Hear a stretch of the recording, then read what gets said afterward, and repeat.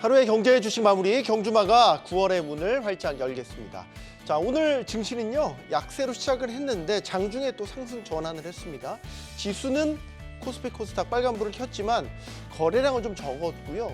주도주가 뭘까 명확하게 안 보이는 다소 답답한 장세가 이달에도 이어졌습니다. 시장의 흐름이 바뀌어가는 길목임은 분명해 보이는데요. 아직 그 길이 뭐다 이게 보이지 않는다 싶으시면 오늘 경주마 저희들의 이야기에 귀를 기울여 주시기 바랍니다. 오늘도 든든한 세 분 나오셨습니다. 안녕하십니까? 안녕하십니까.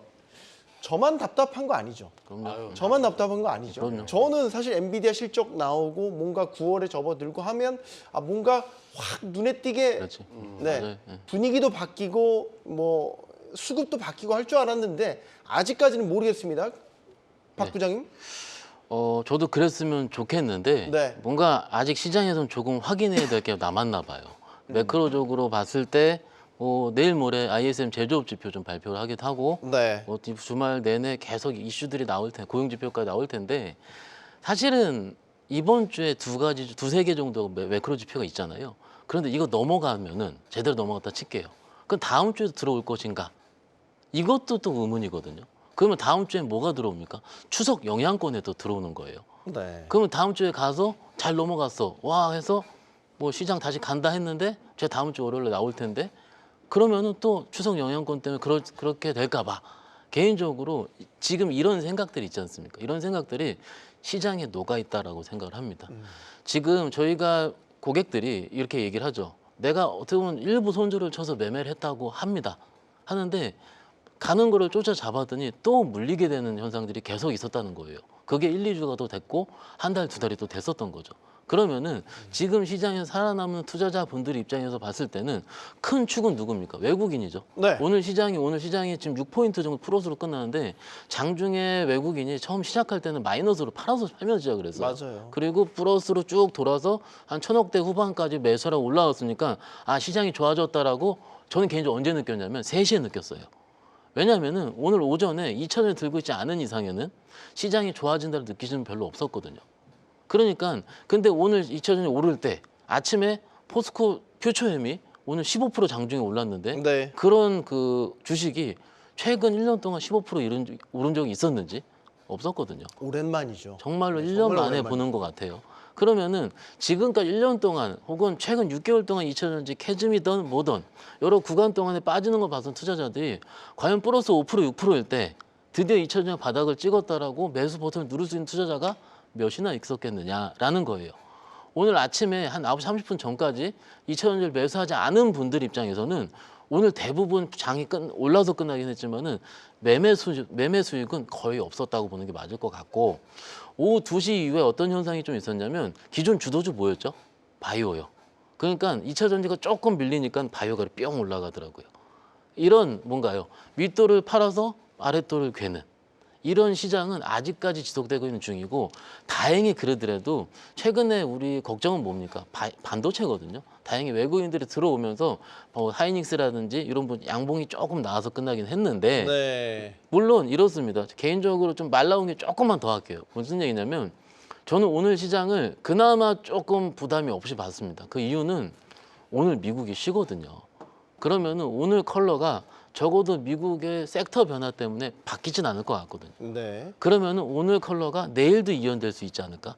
그러면 일부 시장 투자자들이 그 바이오가 됐던 반도체가 됐던 2차 전지가 됐던 좀 일부 오늘은 좀 매매를 플레이를 하면서 편하게 넘길 수 있었던 시장이 아닐까. 그러니까 결론적으로 거래 대금은 적기 때문에 섹터 로테이션은 빠르게 왔다 갔다 하고 있긴 하지만 그러더라도 지난주 목요일, 수요일 같은 뭔가 빠른 순환매, 터프한 순환매보다는 오늘 시장이 조금은 나은 시장이었다 개인적으로 평가하고 있습니다. 흐름상 오후에 상승 전환이 됐고 양봉으로 맞췄고 뭐 이런 흐름들을 긍정적으로 평가하고 내일도 그런 분위기가 이어질 수 있다. 적어도 내일까지는. 이경락 대표님 공감하십니까? 저는 오늘 굉장히 의미 있는 9월의 시작이었다. 물론 거래량은 없어요. 네. 근데 굉장히 의미 있는 9월의 시작이 될 가능성이 높다고 보는 이유 중에 하나가 8월 19일부터 외국인들이 삼성전자나 SK하이닉스를 계속 팔았거든요. 거래소 시장에서 계속 매도하고 현물은 매도하고 선물은 매수하는 전략을 취했어요. 네. 근데 오늘 처음으로 이제 9월달 들어오자마자 삼성전자, SK하이닉스 순매수하면서 코스피를 사들이는 그런 수급 흐름을 보여줬습니다. 저는 10월 달에 있는 빅 이벤트들이 굉장히 많아요. IT 쪽에서. 애플의 AI 인텔리전스 스마트폰의 구체적인 윤곽이 나올 거고, 지금 애플이 뭐 오픈 AI 투자한다는 얘기 나오잖아요. 그리고 테슬라의 로보택시부터 아마존의 알렉사. 그러니까 AI가 지금 손에 잡히지가 않는단 말이죠. 너무 추상적이에요. B2B 서버 시장에서 지금 확대되던 것이 B2C로 확대되는 것을 볼 수 있는 10월 달인데 9월 달에 과연 여기에 최대 수혜가 메모리 반도체를 중심으로 해서 수혜주로 떠오를 수밖에 없는 상황에서 외국인들이 이것을 가만히 내비둘까? 저는 그렇다고 보지 않아요. 그리고 또 하나 이제 주식시장의 눈높이라고 하잖아요. 그동안 기술주 신형 다 올라갔습니다. 연초 대비해가지고 다 올라가 있는 상황에서 우리 시장만 못 갔어요. 그러면 상대적으로 싸다라는 생각이 든다라고 하면 4분기 전에 한번 눈높이를 맞추려고 할 가능성이 높다는 얘기죠. 지금 9월 달이니까. 점진적으로 눈높이를 맞춘다는 전제를 깔았을 때 국내 시장 외국인 수급 오늘 들어온 것이 연속성이 굉장히 있어 보인다라는 거죠. 앞으로 좀 지켜볼 필요가 있지 않을까 이런 생각을 해봤고 또 하나는 이제 지금 죽는다 하면서 2,700포인트 언저리에서 위아래로 계속 지금 무슨 뭐라고 해야 되나 고지전이라고 표현을 할게요. 네. 고지전이 펼쳐지고 있는데 이게 안 죽잖아요. 그럼 10중 팔고 이렇게 움직이다가 한번 위로 쏟는 경우가 있어요. 쏘아 올리는 경우가. 그럴 가능성이 9월 초순에 나올 가능성이 좀 높다라고 보고 있거든요. 잠시 후에 뭐 이와 관련돼서도 깊이 있는 이야기를 하겠지만 아무튼 이래저래 좀 의미 있는 양봉이었다라고 좀 보고 있습니다. 네, 의미 있는 양봉이었고 추석 전까지의 지수의 흐름에 대해서는 박 부장님이랑 이경록 대표님은 조금 다른 의견인 것 같고 네. 팀장님은 어떤 의견이었어요? 일단은 먼저 주말 동안 미국 증시가 좀 이제 경제 지표에 힘입어서 상승세로 좀 마감을 했었는데요. 일단 뭐 PC 물가 지수랑 그다음에 뭐 소비자 심리 지수가 모두 양호한 결과가 나타났었는데 이런 지표들이 일단 우려를 좀 이제 경기 우려를 조금 해소하는데 조금 기여하고 있어서 과거에 이제 경기 침체와는 좀 다르게 이제 인플레이션이 좀 진정이 되고 경제가 안정세를 보여줬음에도 불구하고 오늘 국내 증시에는 좀 큰 탄력을 불어넣지 못해서 조금 아쉬웠던 것 같습니다. 그래도 일단은 뭐 장 초반에 하락세가 이어지다가 코스피는 외국인이 뭐 7거래일 만에 이제 순매수로 오랜만에 반등을 해줬었고 그리고 오늘 장 초반에 하락의 또 주요 원인은 일단은 뭐 업종의 쏠림 현상이 있었죠. 2차 전지 쪽으로.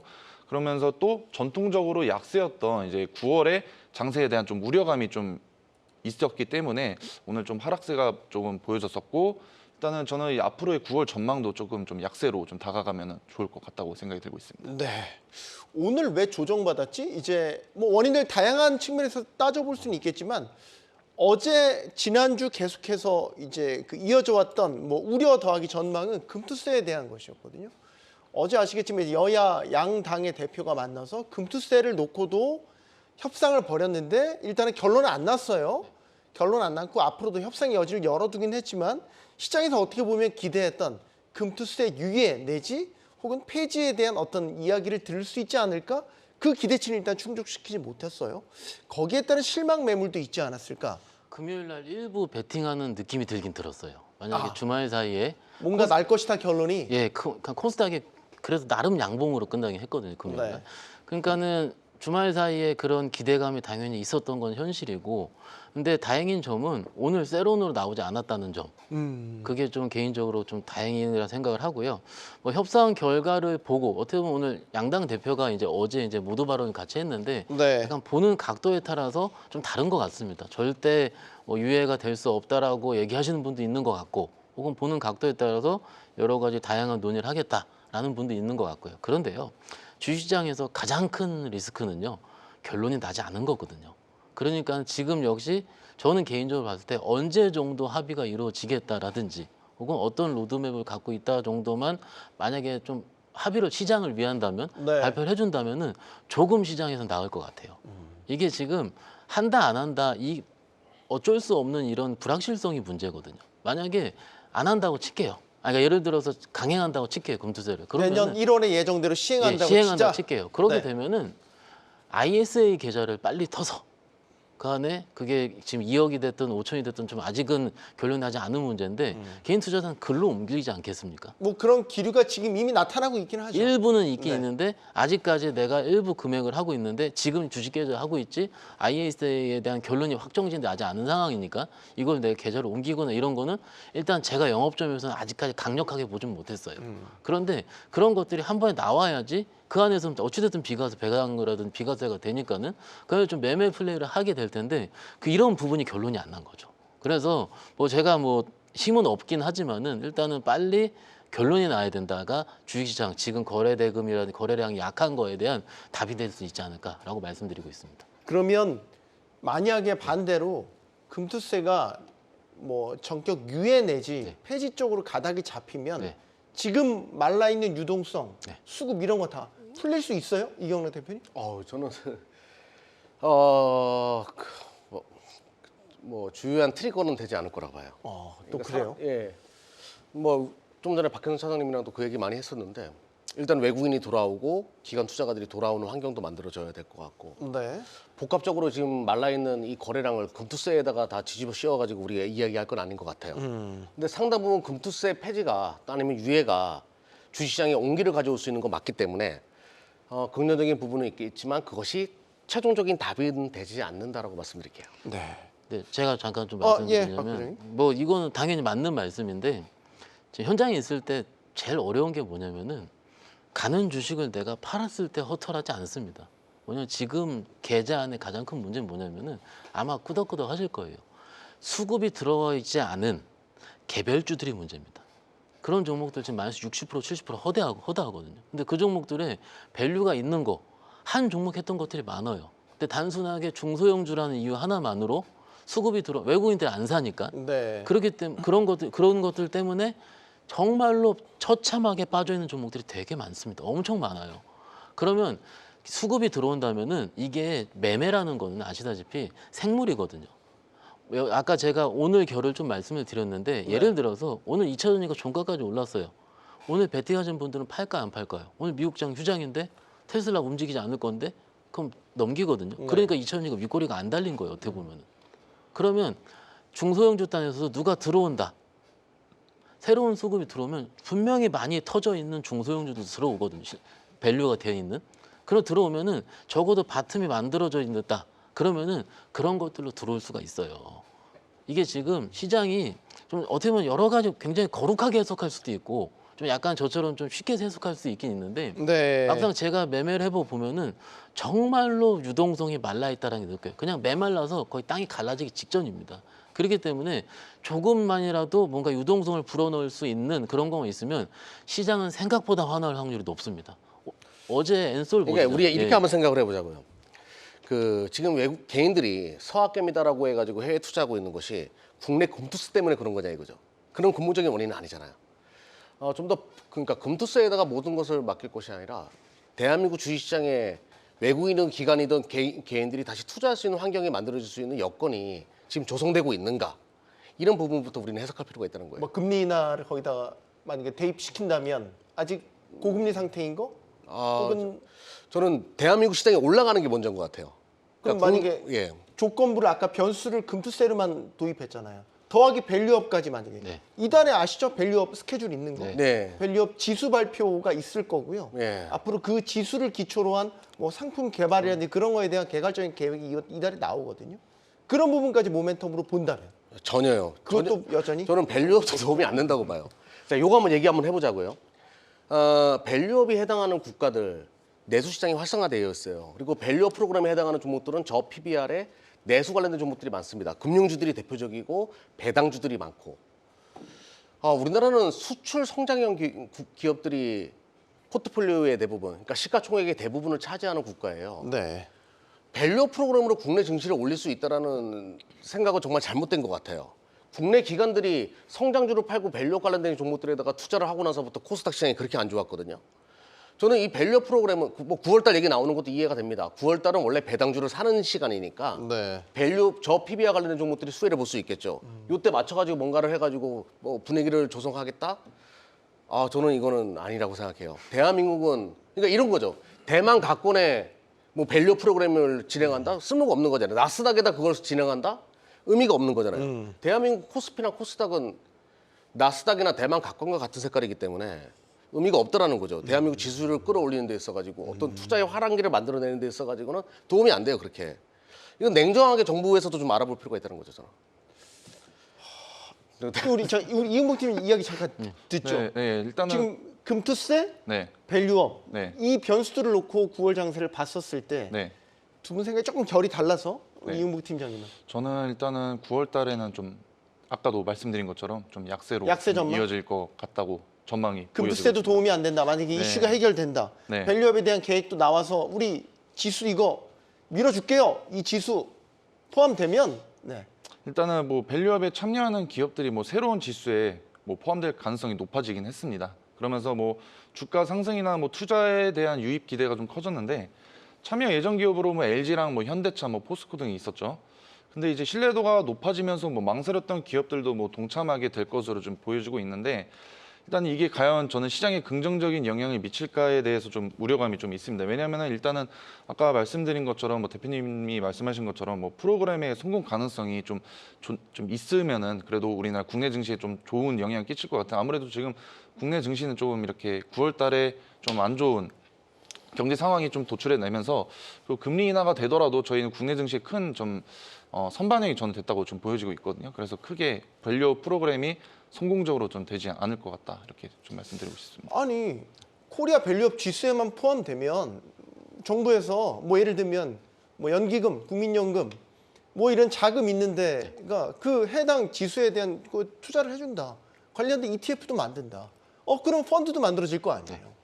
그럼 매수세가 들어올 우리 MSCI 지수에 그러니까 편입이 되면 뭐, 예. 뉴스플로우 보면은 이제 밸류업 지수의 구성 종목이 100개 정도 이상이 좀 될 거라고 하고 네. 그리고 이게 지금 여태까지 신고한 기업들을 보면은 대부분 금융주, 증권주, 일부 자동차 이 정도가 되잖아요. 네. 그러면 이 신고한 종목으로 100종목을 채울 수가 없어요. 그리고 지수의 형평성상 일정 부분 어느 업종으로 국한될 수도 없는 부분이고요. 그러면은 그 업종에 그는 기존의 금융과 자동차 해당하지 않는 미신고된 다른 업종이 있지 않습니까? 네. 그 업종은 저는 확실하게 좋아질 것 같습니다. 왜냐하면은 그 업종에 생각지도 않은 업종이 들어가 있는 거거든요. 그러면 그 업종은 많이 오를 것 같아요. 왜냐하면 기존에 수급이 없으니까. 그런데 전반적인 지수를 끌어올리는 거는 개인적으로 할 때는 외국인이고 외국인들이 발동하는 것 같은 경우는 매크로입니다. 그 매크로가 아까 팀장님도 말씀하신 게 9월은 재미없다 하는 게 FOMC도 있잖아요. 경험적으로 FOMC 전까지는 크게 개인적 크게 배팅을 할 분들은 별로 뭐 없을 거라 보는 거죠. 그리고 뭐 9월 6일 날 또 아까 말씀드린 것처럼 고용 지표도 있기 때문에 어찌 됐든 지금은 이제 대부분 투자자분들이 이렇게 시장을 9월 시장을 볼 때 이렇게 될 것 같아요.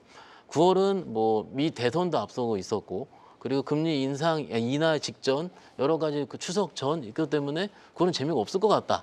그래서 9월에 오를 확률이 코스피는 2019년도부터 없었고 코스닥도 없었다. 이런 지금 오늘 이렇게 많이 회자가 되거든요. 네. 좀 공감을 하는데 사실은 저 개인적으로 봤을 때 너도 나도 다 안 된다고 할 때 시장은 항상 반전이 일어났거든요.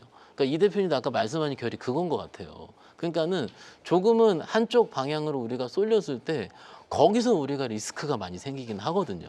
그러니까는 그게 저는 이제 그게 IT의 반등일 수도 있고 혹은 주말 사이에 뭐 내일 모레 있을 제조업 지표가 갑자기 이제 좋게 나오고 발표한다면 또 외국인 매수세가 발동이 될 수 있다고 보거든요. 그래서 너무나도 무방비하게 혹은 한쪽 시장을 너무 한쪽으로만 바라보고 포트폴리오 극단으로 운영하지 말자. 요것만 말씀을 드리고 싶습니다. 그러니까 이제 유동성 장세라면 문제가 되지 않죠. 근데 유동성이 지금 없잖아요. 네. 그럼 여기서 밸류업 ETF 만든다 그러면 기존에 있던 자금을 팔아가지고 일로 이동하는 기관 투자가들의 자금이 많다라는 거예요. 저는 9월 달에 이 밸류업 프로그램이 오히려 괜히 성장주에 잘 투자하고 있었던 자금들도 매도해가지고 ETF 쪽으로 뭐 가치주 ETF로 넘어가거나 그럼 유동성이 또 비어버리잖아요. 저는 이런 우려감이 또 있다라는 거죠. 그러니까 유동성 장세에서는 아무 문제가 없어요. 그런데 비유동성 장세에서는 이런 것들이 문제가 될 수 있다는 거죠. 저는 그것도 걱정스럽다는 겁니다. 일본 같은 경우 사실 이제 중앙은행이 나서서 네. 해당 뭐 우리로 따지면 밸류업이죠. 그런 종목들이 이제 투자를 해주는 이제 이런 흐름을 보이는데 우리 같은 경우는 뭐 한국은행이 나서는 건 그런 그림은 아닌 것 같으니까 아직까지는. 다만 이제 그건 거죠. 작년 말에 밸류업 처음으로 어젠다가 이제 막 네. 이 시장 얘기 나오기 시작했었을 때 그때 상당히 뜨겁게 반응했지 않습니까? 네, 그렇죠.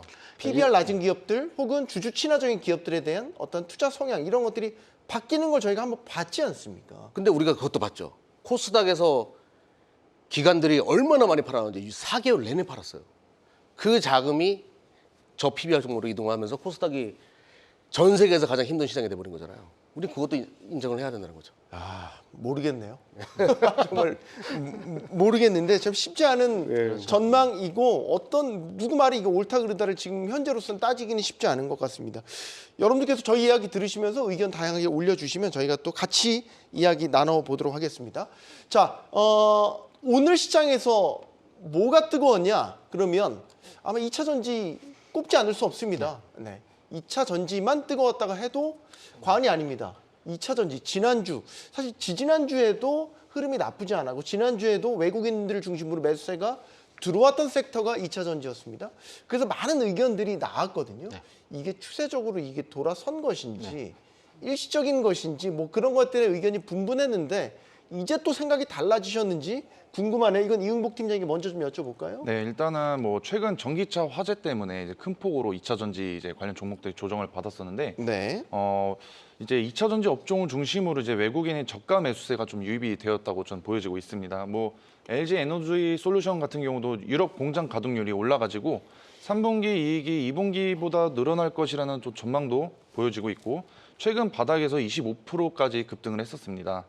그래서 이로 인해서 또 오늘 이제 에코프로 그룹주랑 또 삼성 SDI 그리고 뭐 포스코 그룹주 등 이제 급등하는 이제 금이 시장을 좀 이끌었었죠. 근데 이제 앞으로의 전망 같은 경우는 근데 지금 최근에도 리튬 가격도 계속 하락세를 지금 이어가고 있고요. 그리고 전기차 판매도 지금 둔화가 되고 있다고 지금 보여지고 있습니다. 그래서 일단은 또 가장 중요한 게 이제 11월 달에 미국 대선이 끝나야지 이제 OEM의 조정된 중장기 정동화 계획을 알 수 있기 때문에 그 전까지의 2차 전지의 좀 변동성은 저는 계속해서 이어질 것으로 보여지고 있습니다. 네.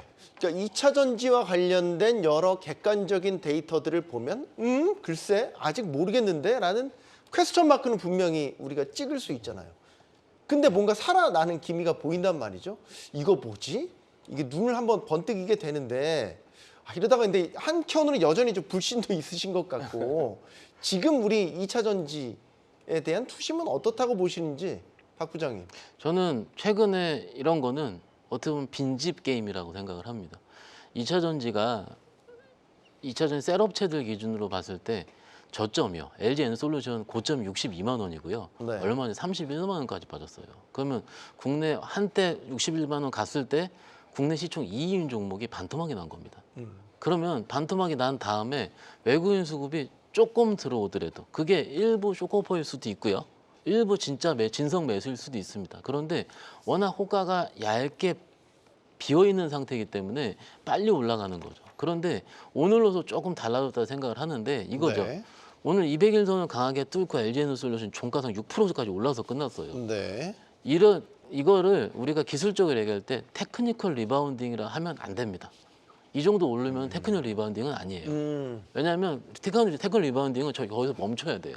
그리고 눌렸다 올라가 눌렸다 올라가 그러면은 그건 아니고 일부 수급적인 요건이 조금 강화된 겁니다. 그리고 두 번째는 뭐냐면은 2차 전지 하면은 전통적으로 우리 개인 투자자들이 좋아하는 섹터입니다. 오늘 막상 셀업체 3사만 움직인 게 아니고요. 아니고 다른 뭐 전해액 업체들, 전해 질업체들, 아니 포스코 퓨처엠 아까 포스코 퓨처엠도 오르고 뭐 양극재 업체들, 음극재 다 올랐거든요. 왜 그러냐면은 실적으로 제가 매매해 보면 알아요. 우리 개인 투자자분들 좋아하는 종목이 있어요. 근데 좀 약간 좀 크게 매매하시는 분들 있잖아요. 그 안에 관종에 2차 전지밖에 없는 분들도 있습니다. 그러면 그 종목이 빨가면 들어가는 거예요. 근데 실질적으로 다른 분들은 2차 전지 별로 없잖아요. 탈탈 비어 있고요. 네. 그러니까는 실적으로 좋아하시는 분들 조금 더 빨리 들어가는 겁니다. 사실은 전고체 배터리 아까 화재 예방 이거 전기차 화재 얘기하셨는데 전고체 배터리 사실은 그건 말이 안 돼요. 말이 안 되는데 상한가 쳤잖아요. 한동안 올라가면 상한가입니다. 이수 스페셜티 올라가면 20%고요. 그게 뭐냐면은 2월 달에 개인 투자자들의 학습 효과가 있는 겁니다. 왜냐하면 그 종목들은 오르면 많이 오르거든요. 그러니까는 하이바이라고 그러죠. 오늘 보시면은 이런 현상도 있었어요. 포스코 그룹주가 왜 갑니까 그러면은 오늘 포스코 인터, 포스코 DX 이런 것도 갑니다. 근데 작년 6, 7월 달에 기억해 보세요. 그때 마지막 2000년대 불꽃 하기 전에 포스코 그룹 쪽 간 거 기억을 하시죠? 그럼 이제 많이 이렇게 이야기합니다. 막 이러다가 한 번 더 가면 뭐 갑니까? 작년 기억해 보셔요.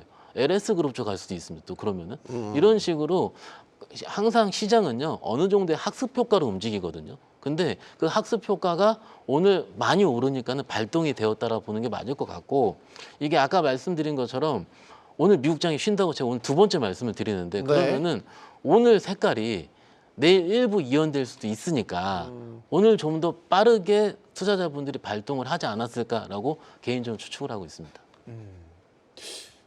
수급적인 설명을 좀 해주셨고 이슈적으로도 지금 2차 전지에 호재가 될 만한 소식, 뭐 우리나라뿐만 아니라 나라 밖에서라든지 말이죠. 이치전지가 지금 캐즘에다가 전기차 포비아.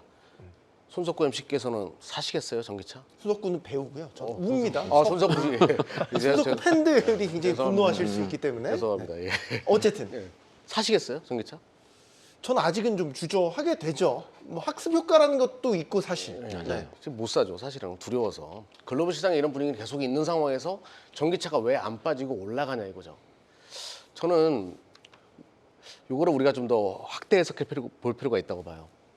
10월 10일 날 로보택시에 대해서 사람들이 그러니까 테슬라의 로보택시에 대해서 그냥 스쳐 지나가는 무슨 이벤트 정도 늘 실패했으니까 이번에도 그럴 것이다라고 바라보는 분들이 많이 계시더라고요. 네.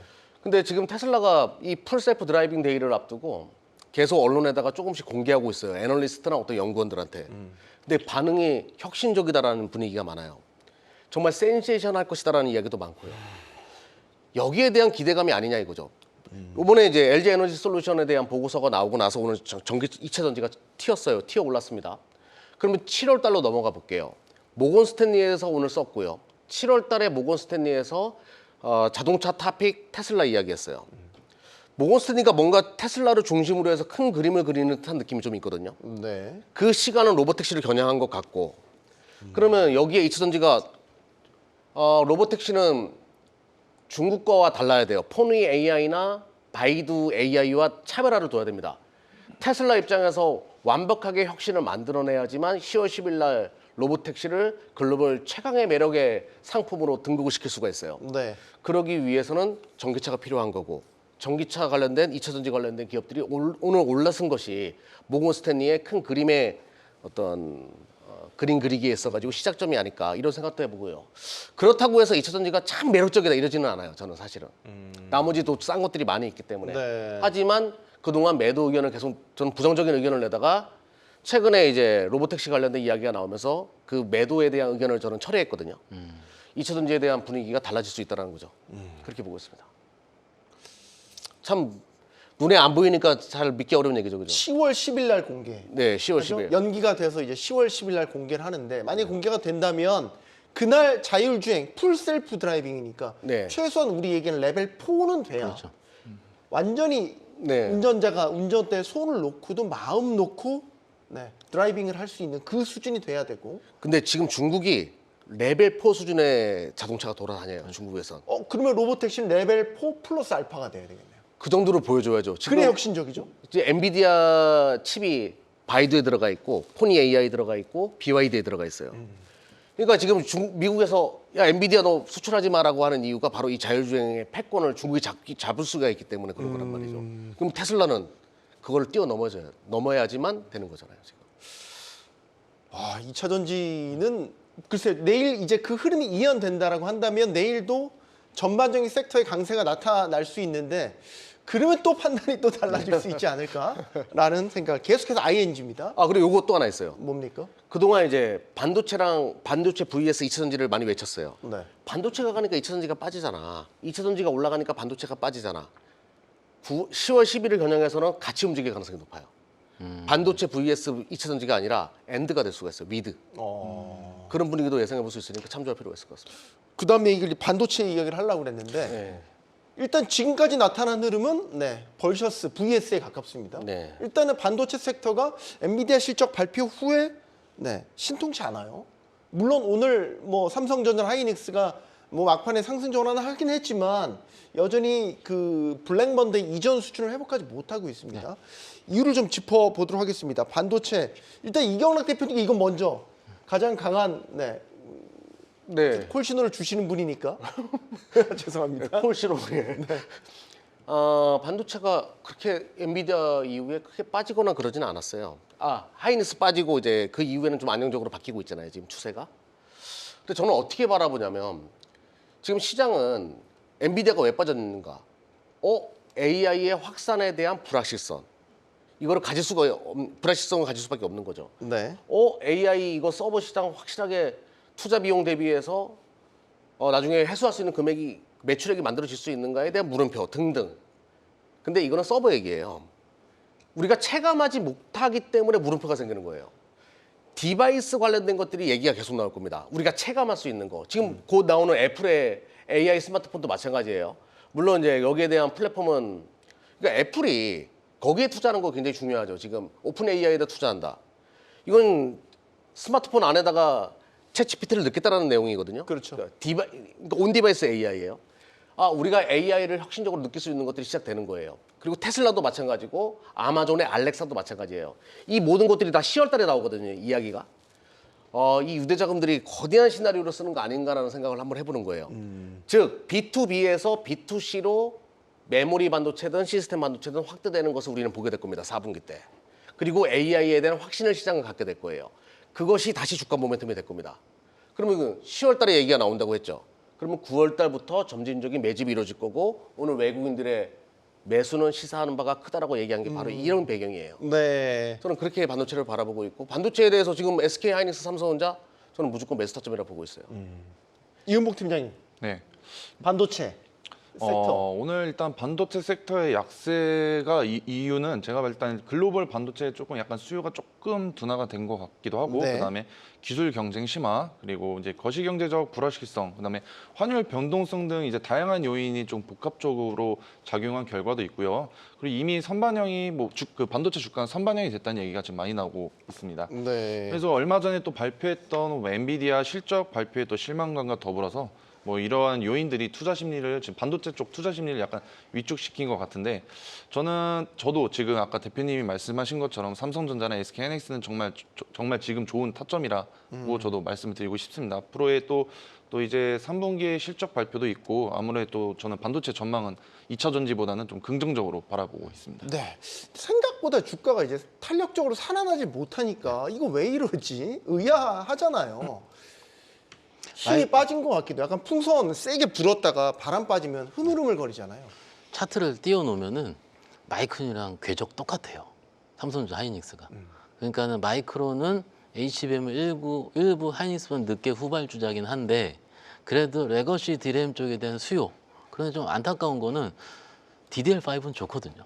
근데 DDR4가 좀 가격대가 좀 애매해요. 그러니까 시장에서 봤을 때 이런 거죠. 전통 레거시 쪽이 우리가 지금 계속 8월 달에 얘기했던 게 뭡니까? 경기 침체잖아요. 그러니까 침체에 대한 덮여 있는 그 매크로에 대한 무게 때문에 좀 실적은 괜찮더라도 치고 가기 힘들어요. 네. 그리고 지금 시즌으로 일단 지금 얘기를 드리는 겁니다. 지금 시즌으로 봤을 때 2분기 실적 발표 다 했잖아요. 3분기 실적 언제 합니까? 10월 초부터 할 거 아닙니까? 네, 그렇죠. 그러면 지금 2분기 삼성전자 영업이익 10조 4천억 나왔어요. 그러면은 지금 레포트 보면 12조, 13조 예상한 많거든요. 그럼 뭡니까? 증액이에요. 그러면은 그거에 대한 기대감이 또 들어올 겁니다. 그런데 최근의 수급 여건이라든지 글로벌의 매크로 여건상 지금 10월 달에 실적 좋은 건 뭔가 관화한데 지금 들어오는 것보다는 제가 보기엔 한 달 후에 들어온다는 거예요. 그러니까는 경험적으로 마이크론이 삼성전자가 10월 초에 실적 발표하는데 마이크론 언제 합니까? 9월 말에 하지 않습니까? 네. 경험적으로 그 시즌에 좀 들어올 것 같습니다. 그러면은 우리 이경원 대표님 얘기한 거랑 궤가 비슷해요.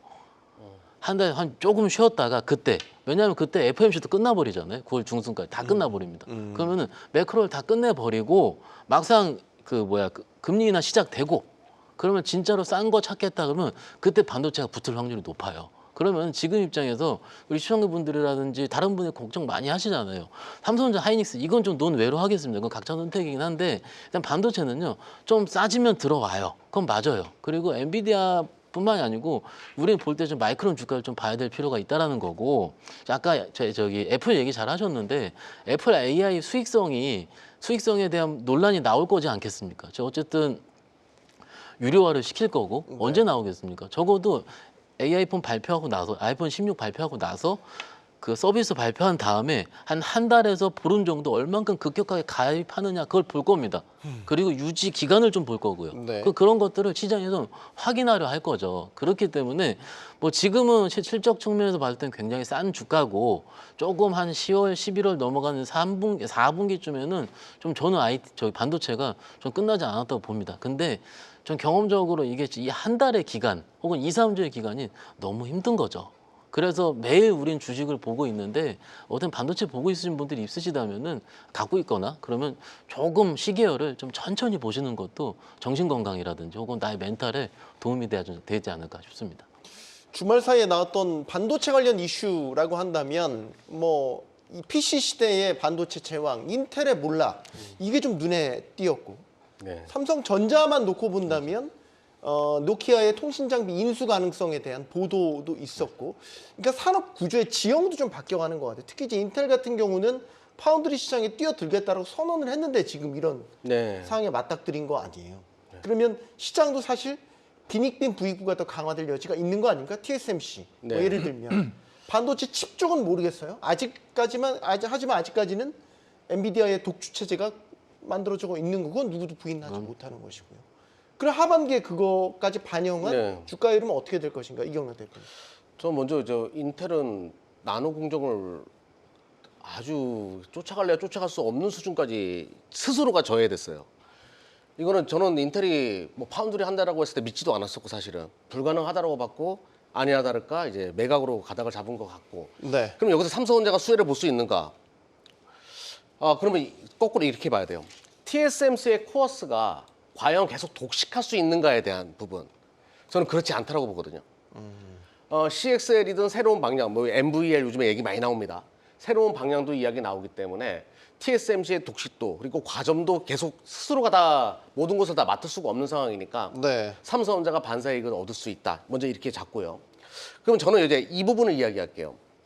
우리만 제일 못 갔어요. 엔비디아랑 TSMC. 우리가 AI의 3대 축을 엔비디아, TSMC, 대한민국의 SK 하이닉스라고 이렇게 치자고요. 이렇게 3대 축을 봤을 때 우리만 제대로 못 갔습니다. 올라간 네. 거 대비해서. 네. 좀 전에 제가 B2C 좀 전에 얘기했잖아요. 그러니까 4분기를 이야기하는 거예요. 지금까지는 서버 중심이었고 우리는 이제 디바이스 중심의 AI 확산을 보게 될 텐데 만약에 여기다가 AI를 넣는다라고 하면 지금의 디램을 사용할 수 없어요. 상당히 고사양의 디램을 사용해야 돼요. 그리고 메모리 로보택시 한번 얘기해 보자고. 로보택시는 어떻게 구현이 되는데 GPU가 있어요. 엔비디아의 GPU가 있고 그 옆에 카메라 모듈이 있고 카메라 모듈마다 메모리가 달려 있습니다. GDDR이라고 얘기하죠. 그게 GPU, HBM으로 또 쌓여요. 그러니까 완전 자율주행을 위해서는 완벽하게 메모리 반도체의 덩어리들이 모여 있는 거예요. 그럼 우리가 지금까지 메모리 반도체가 올라갔던 그 역사를 한번 보자고요. PC, 스마트폰, 서버가 중심이었습니다. 근데 이번에는 이것이 다 교체되는 거죠. 서버까지. AI 서버잖아요, 지금. 메모리 반도체가 최대 수혜주로 AI의 수혜주로 떠오를 수밖에 없어요. 근데 주가가 못 가잖아요. 제가 이거 뭐 여러분들이 웃을 수도 있어요. 국장 여러분들이 이렇게 얘기하시는데 4분기 때 대한민국 지수가 제일 세게 올라갈 거예요. 메모리 반도체 중심으로. 저는 이게 굉장히 저도 얘기하면서 여러분들이 비아냥이 조롱이 느껴지는데 아니요. 지금 만세 외쳤습니다. 예. 경락 삼천 만세 지금 댓글 나왔습니다. 우리가 1분기, 2분기, 3분기 때 계속 힘들었잖아요. 분명히 4분기 때 역전의 시나리오가 분명히 만들어질 수 있거든요. 네. 저는 좀 자신감을 갖길 바라요. 되게 멋있는데요. 마지막 자신감을 갖길 바래 딱 하는데 뭔가 카리스마가 자꾸 정치인처럼 바뀌어가지고 큰일이에요.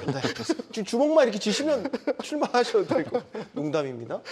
자, 우리 지금 2차전 짚어봤고요. 이제 반도체 섹터 짚어봤고요.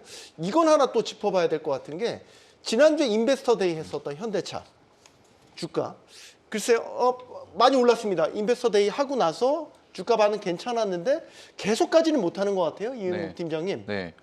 현대차 주가는 지금 어떻게 판단하고 일단은 오늘 현대차가 빠진 이유로 봤을 때는 8월 달 뭐 수출 실적이 좀 감소한 영향 때문인 것도 있고요. 네. 그리고 이번 인베스터 데이 때 발표했던 이제 내용 중에서 잠시 주춤했던 또 자율주행 고도화로 또 발표를 했었고요. 그리고 대형 트럭 같은 이제 상용차 부문은 전기차가 아닌 이제 수소차로 간다고 발표하는 등 이제 시장에서 관심 갈 만한 이제 내용들로 좀 이루어졌었다고 생각을 하고 있고, 근데 저는 이제 다시는 지금도 현대차도 좀 좋은 자리라고 생각을 하고 있는 이유가 뭐냐면은 네. 포드랑 그다음 GM, 그다음에 폭스바겐 등 테슬라까지 다 포함이 돼 있죠. 대부분의 이제 자동차 회사의 신용이 지금 B등급임에도 불구하고 이제 현대차는 글로벌 3대 신용평가사에서 지금 트리플 A를 좀 달성을 했습니다. 네. 그래서 앞으로 또 이제 현대차 같은 경우는 밸류업 프로그램도 있고, 그리고 또 이제 9월달 금리나 또 수혜를 받을 수 있다는 생각이 들어가지고 저는 이제 현대차의 가치는 지금도 좀 저평가라고 생각이 들고 있고요. 오히려 지금 타점이 좀 좋은 기회라고 좀 보여지고 있습니다. 네. 사실 배당 확대에 대한 이야기도 꺼내놨고 투자자들이 듣고 싶어 할 만한 장기 투자 계획이라든지 미래 사업 포트라든지 이런 것들에 대해 굉장히 좋은 이야기들 쏟아놨고 호평도 받았습니다. 그럼 현대차 주가를 재평가해야 된다라고 본다면 지금의 흐름은?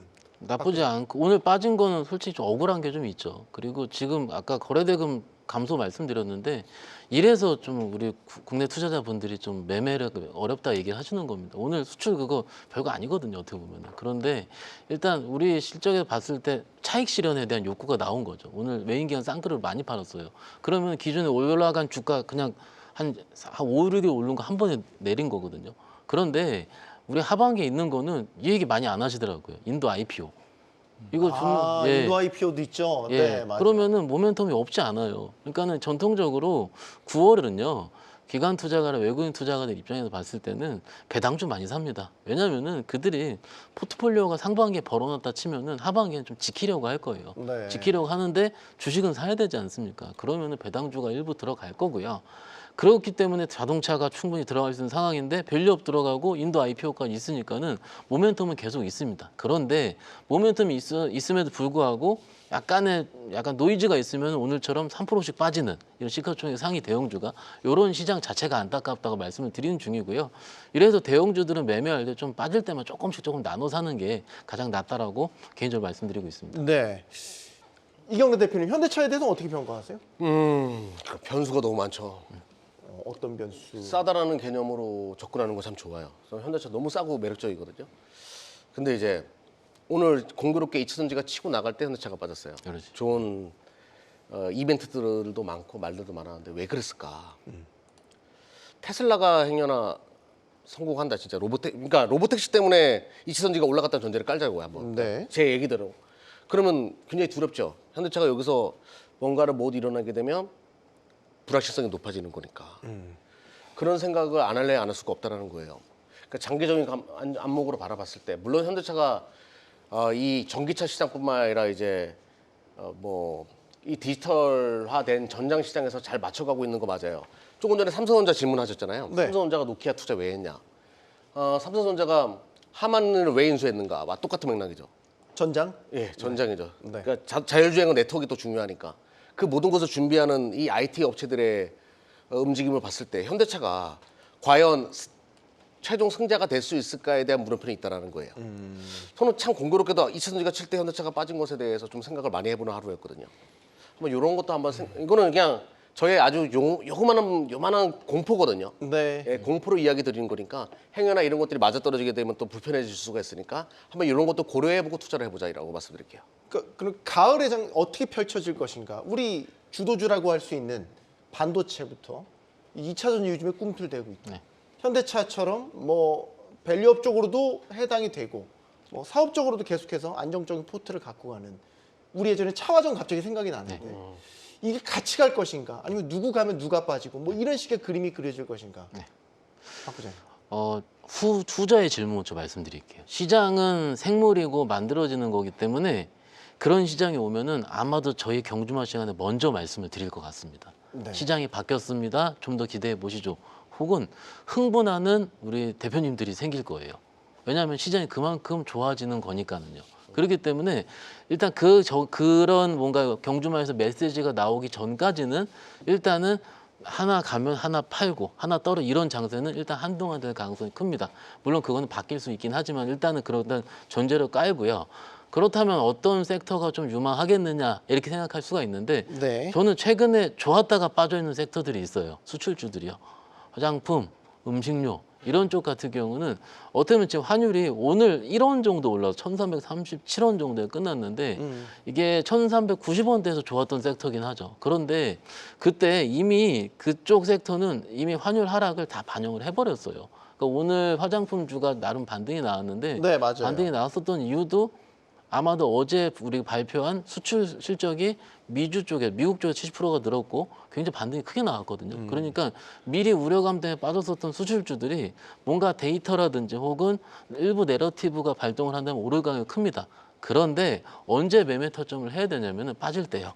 지금 제가 항상 지금 오늘 내내 말씀드리는 건데 지금 약간은 흥분하면 안 돼요. 시장 자체가 흥분하면 팔아버리더라고요. 지난주 금요일 날도 그랬어요. 바이오 흥분하면 하니까 패버리더라고요.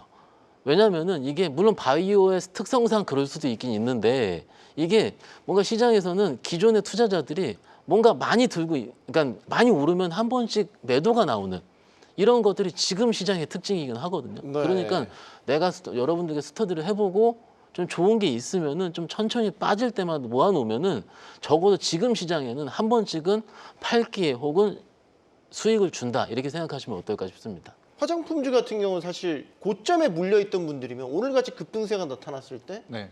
일부 처분을 할 것 같거든요. 네. 이게 조정의 끝인 건지 또 다른 어떤 변동성의 시작인 건지 저는 충분히 지금 조정을 화장품주 쪽은 이제 조정을 충분히 많이 받았다고 다 생각이 들고 받았다고 있습니다. 본다? 네네. 조정 근거는요? 많이 받았고 일단은 근거로 보자면은 일단 수출 데이터에서 굉장히 아까 부장님께서 말씀하신 것처럼 수출 데이터로 계속 상승 추세로 지금 전환이 됐고 그리고 앞으로의 지금 그 워런 버핏 같은 경우도 지금 올타뷰티에 좀 투자를 하지 않았습니까? 그런 것만큼 화장품 테마에 조금 이제 섹터가 이제 강세를 좀 이어지지 않을까라는 좀 예측하는 좀 시선들이 좀 바라봐져 있고요. 그리고 2분기 실적 같은 경우는 시장에 조금 기대치보다 조금 예상치보다 좀 잘 나오지 않았어가지고 주가가 네. 굉장히 지지부진한 흐름을 보였었지만 앞으로의 뭐 미국 시장의 진출 기대감과 더불어서 3분기 실적 기대감까지 있어서 저는 화장품주들은 지금도 저는 좋은 구간이라고 좀 생각하고 있습니다. 미워도 다시 한번? 네. 뭐 이런 가사가 생각이 나기도 하는데 자 이제 끝날 때가 다 돼서요.